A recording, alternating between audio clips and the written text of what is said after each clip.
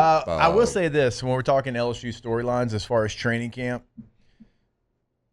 this is the first time in a long time, maybe ever, that if you were like, hey, predict the offensive line left to right, starting at left tackle, I'd be like, well, you say I got to check in a savings, and I just wouldn't know how to explain it. Because I think there's multiple people that could play in multiple spots. And you've got some transfers that have come in from Virginia Tech, from Northwestern, other places that you assume are going to have starting spots, but we don't know. Like, that's not been announced. So there's some intrigue, there's some excitement, there's some worry, right? You can't have sunshine pumping when it comes to not knowing who left or right is going to be right now. And Tyree Adams is somebody I'm excited to see. Is DJ Chester going to stay at center? Is he going to move to guard? Breylan Moore going to take over at center? Is he going to move to guard? Is Weston Davis going to be your right tackle, or is it going to be Josh Thompson coming over as a transfer from Northwestern? I'll throw it to you as a quarterback question. If you're Garrett Nussmeier, right, and maybe you don't have the five in front of you solidified right now because it's going to be a competition. There's going to be battles in training camp to see who wins out. Is it going to be the people that have been here? Is it going to be the people that you brought in, for that purpose? Because like, these are two very highly touted guys, very wanted guys in the transfer portal that you brought in. Like, as a quarterback, and maybe you don't know who your five is going to be, would you worry about that? Would you be excited for the competition? But like center, I feel like you got to know. You want to know at least day one of training camp, like what the plan is. From like a quarterback's like mental standpoint, going into practice, like, you want to have a solidified center just from the continuity of taking a snap count recognition, and the communication. Like, most of the communication that happens from a protection or like a mic adjustment standpoint is between the quarterback and the center. So that is one of the ultimate, from a quarterback's peace of mind standpoint, going into practice. That's the best. There's nothing worse for a quarterback at whatever age. I remember being in 7th grade and fearing taking the snap, because like nothing pisses a coach off more than fumbled snaps. They pause practice, they delay everything, it looks sloppy, the team looks terrible.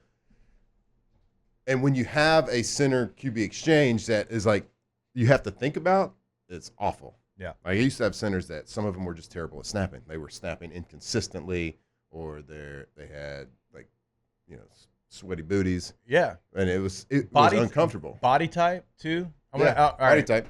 You didn't like Because, okay, I'll give you an example. Our centers, when we were in school, you had Brett Helms, he's basically my size, but just weighed 280. Yeah. And then you had Ryan Miller, who was Paul Bunyan. Yeah. And Ryan was like tall, number one. That's what I'm saying. Yeah. He was tall for a center. A lot of times you don't want that height. Or it's like the height is okay. It's the body composition. Right. So basically, he didn't have a lot of fat on We him. can just say it. Fat asses were not the best. Like, the wider it was, the bigger it was, the harder it was to find the center. Okay, I was going to ask, you want to It was harder to find the center. And it's harder for them to find the center when they're snapping it too. So Helms being a little underweight was a good thing. Yeah, and so the height didn't matter. Miller was great. Okay, I mean, they were both very comparable. You don't see tall centers. Not a lot. Ethan Posic's like the only one I can think of really. In Max Unger was tall center.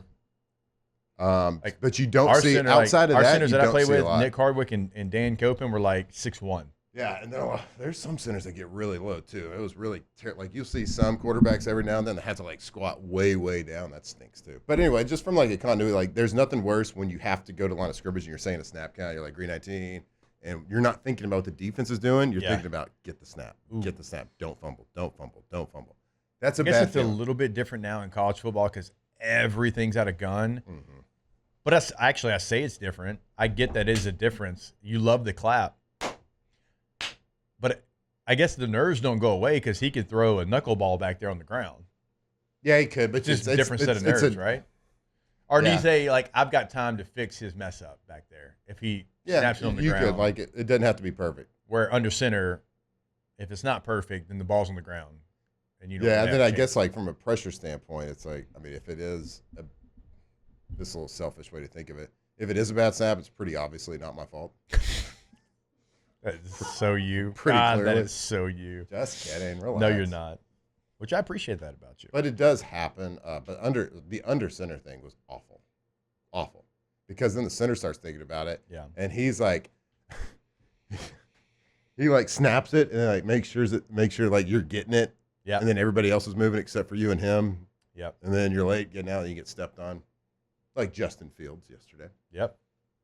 Dislocated toe. Yep. I hate when y'all used to get y'all's foot stepped on by the center. You're trying to hand me the ball, and instead of just eating it, you're like still extending it. And so I'm like, do I go up there and take it? Then because it's never the quarterback's fault, then it's my fault because I didn't go as he was tripping to the ground and grab the ball.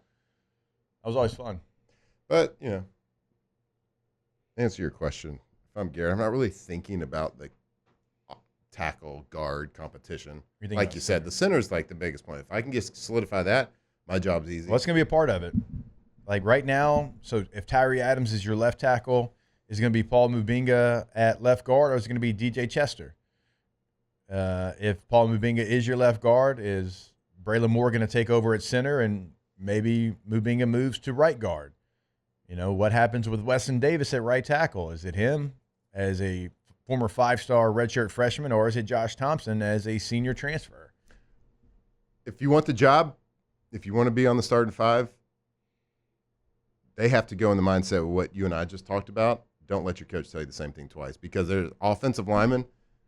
It's a thankless job, and you only get noticed when you screw up. Yeah. You give up a sack, you false start, you hold, Will whatever Campbell it is. talked about it last year. So don't get noticed in training camp. You're doing pretty good. Yeah. Name me another job in sports, all sport. Think of any sport you can think of where if I have 40 reps at something, 40 pass attempts, and we see that in college football, I got 40 of them.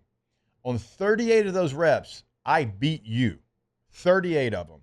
You beat me on 2 of them. Mm-hmm. So I'm 38 of 40. You're 2 for 40. You're SEC player of the week, and I'm getting replaced. No doubt. Name another position in sports that you have to be that good. It's the one. Goalie. I mean, if they shoot it 40 times and they only score twice, we're talking about you like we talk about Tim Howard against Belgium. Mm-hmm. It's the only one in sports. Announcers have to go out of their way to talk good about offensive line. Yep. Because like you know, they have to teach the audience that this guy's playing really good or this was a good block. The only time it ever gets noticed, like just casually, is like on a screen when an offensive lineman's like running as fast as he can down the field. They don't even have to make a block. They're just like, oh, look how fast he is. Good for him. So thankless job. Certainly next week, whenever LSU does start training camp, I believe Wednesday is going to be the first day. It's going to be the first thing that I hustle. Who is the first 5 out there? Is DJ Chester at center, because he was surrounded by 4 guys that got drafted. Mm-hmm. But there was times, there was a lot of pre-snap penalties. There was some errant snaps. It's not the first 5 that's going to intrigue me, because this is, you know, the pads are just coming on. I know we had spring, but like, well, really just the order of it to see where their initial mindset Let me tell you though, if you want to make a run and do the things you want to do, you better have at least 8. Oh yeah. Better have at least 8. I agree, but the first 5, I say that just because I want to see where their mindset is, because for sure. I get it. And we could talk about it. You can't half step into this front 7 against Clemson. So